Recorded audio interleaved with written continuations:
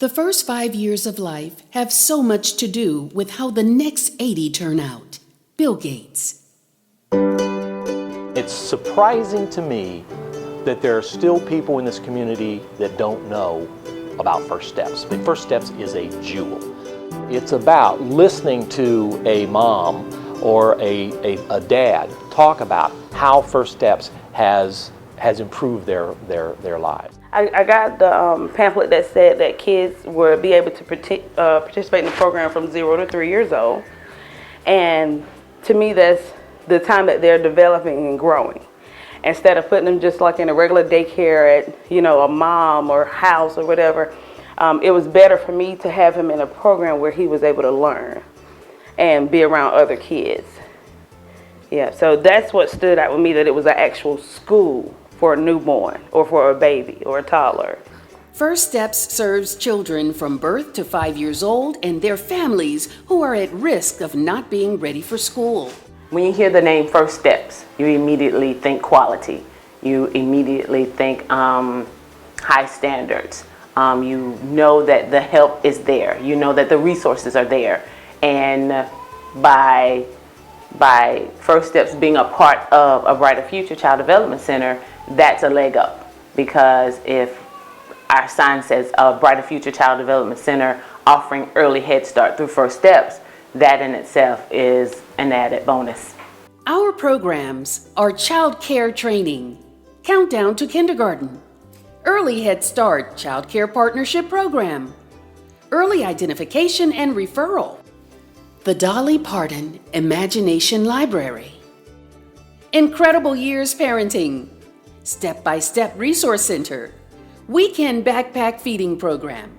Education is not just only about academics, but it's about providing the social needs of kids as well. And I think that meets one of those needs in their physical environment too.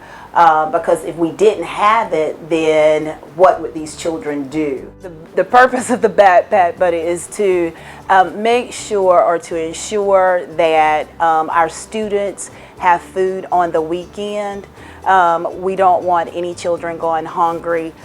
With Clinton families, many parents are single parent moms raising their children, working multiple jobs. And this will help the children to have a snack, or they could create a little meal for themselves on the weekend. Delivered 14,875 total backpacks to children at Clinton Elementary and Brooklyn Springs Elementary schools. Backpacks included non-perishable food items such as macaroni and cheese, canned goods, peanut butter, and more. On average, 425 children were served each week. It's a lot of fun, and it's fun to go in and see the kids so excited, see them excited to hear the story and to get to take a book home that they can share with someone else. We've had some about pancakes, about snow, clouds, so books that will engage them into talking and getting them thinking. When we go in, it's funny because I always have my Comporium shirt on. And when I go in, they say, "Oh, the librarian's here." She's here to read. And Friday when I went to read, all the kids came up and they were like, "Oh, we missed you. We're so glad you're here." And then right before I was done, I said, "Okay, everybody come give me a hug." I said, "Are y'all excited to take your book home?" Because I try to give it to the child care center workers so that they can give it to them at the end of the day and not give it to them at that time. But yeah, they are so excited, and the child care centers are excited as well. One of our volunteers even asked if she could bring treats with her books, and the center said, of course. So she carried treats with her. This year, our Countdown to Kindergarten program increased the amount of time parents spent reading to children by 53%. 73% of parents reported a significant positive impact for the entire family. The first day of school for kindergarten, when they came in, they were crying. They didn't want to leave their mamas or their brothers or their sisters, but through this program, they know who I am, so they're willing to come on in and a little more comfortable with school. And academic-wise, the books that I take in, they already have an idea of what books we're going to be reading in kindergarten. It's a very important program to go into the children's homes for them to get to know me before they go to kindergarten, and the parents to get to know me before they go into kindergarten, so that when they do start their first day, they're not apprehensive or scared. They already know who their teacher is. I guess what I'm trying to say is I have to mold them and shape them. You know, they do gravitate towards me. I'm really never lost for words until it's like stuff in front of me.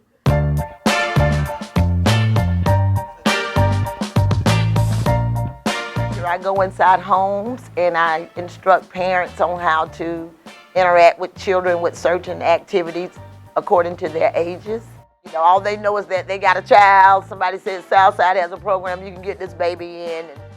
And that's all they come over here, that's all they want is to get that baby in the program. In addition to the 48 early Head Start students, we're proud to announce that the First Steps of Lancaster will be getting 24 additional students out in our mobile. So we're excited about having those 24 babies on site with us.